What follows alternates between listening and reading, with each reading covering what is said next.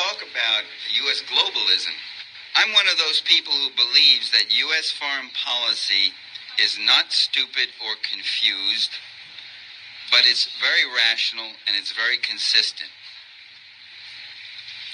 The history of U.S. policy, especially after World War II, but even before, is a history of bloody, repressive interventions.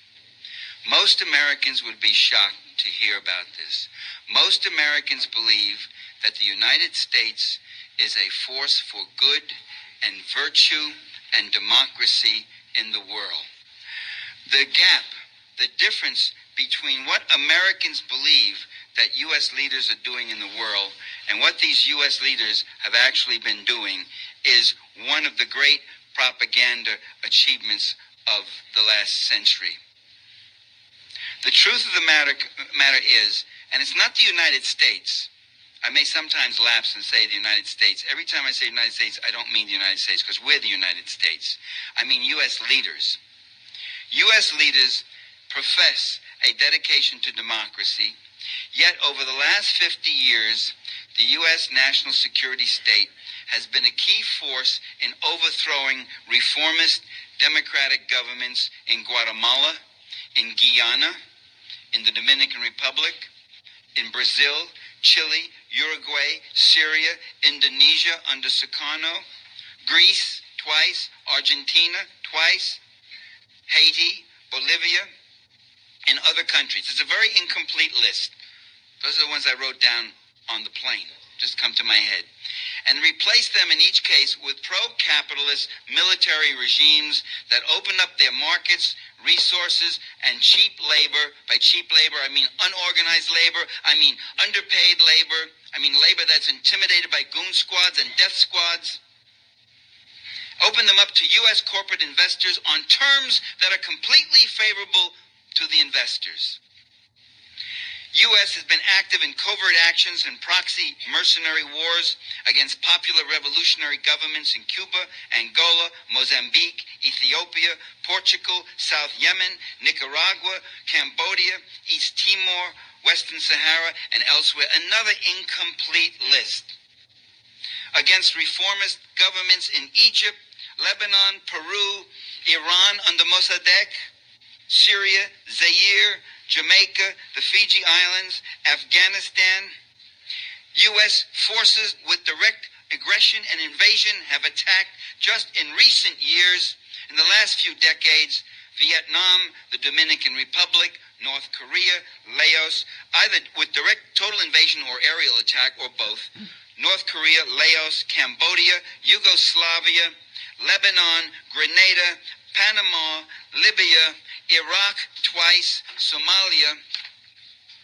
Estimated 10,000 people killed in Somalia. You didn't hear about that 10,000, did you? When they did Black Hawk Down and they showed those 28 American boys killed, 28 who should have never been there.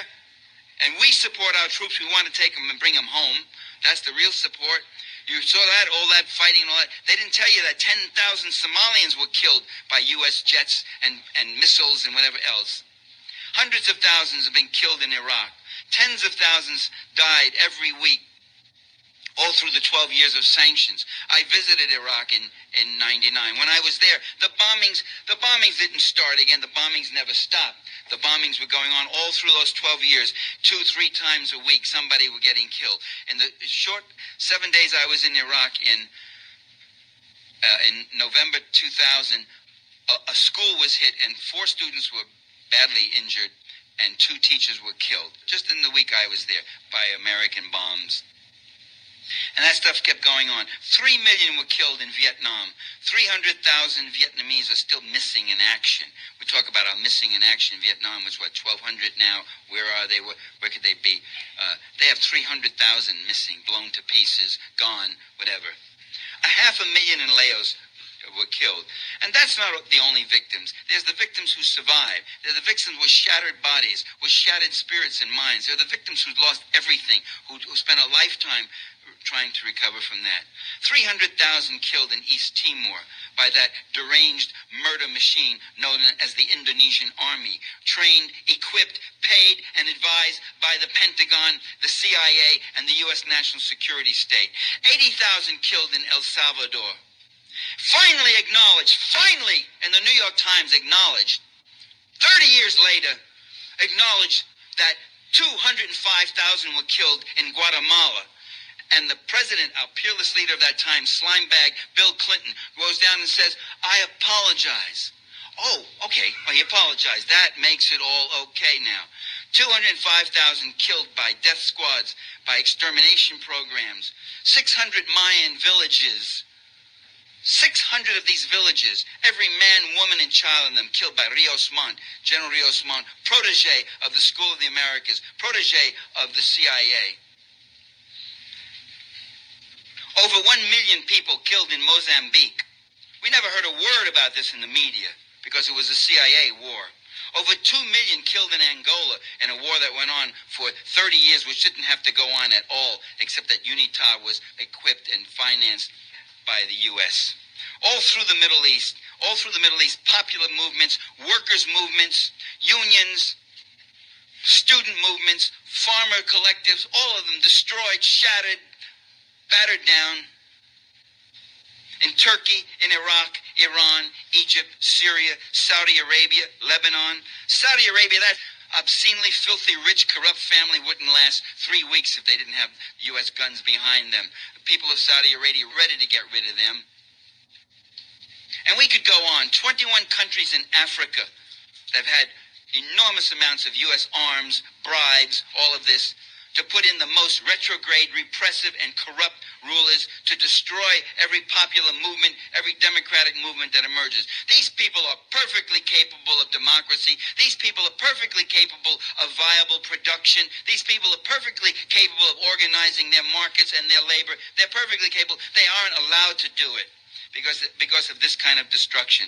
The destruction of the economic infrastructure, the impoverishment of the people, the destruction of their future. You kill the future of a nation too. And anyone who dares to oppose it or question it is called a rogue state. And there's no rogue state. There's no terrorist movement. There's no axis of evil. There's no communist state that has this kind of record. There's no communist red blood menace, say what you want, Stalinist state that has anything like this record of aggression and destruction and murder and violation of international law. There just isn't. And I say the American people don't know it. All of this, by the way, is a matter of public record. It's not like I got some secret documents that just came into my hands that no one else has seen. It's all a matter of public record, but of course, there's some parts of the public record that get blasted across the media, and there are other parts of it that are thoroughly suppressed.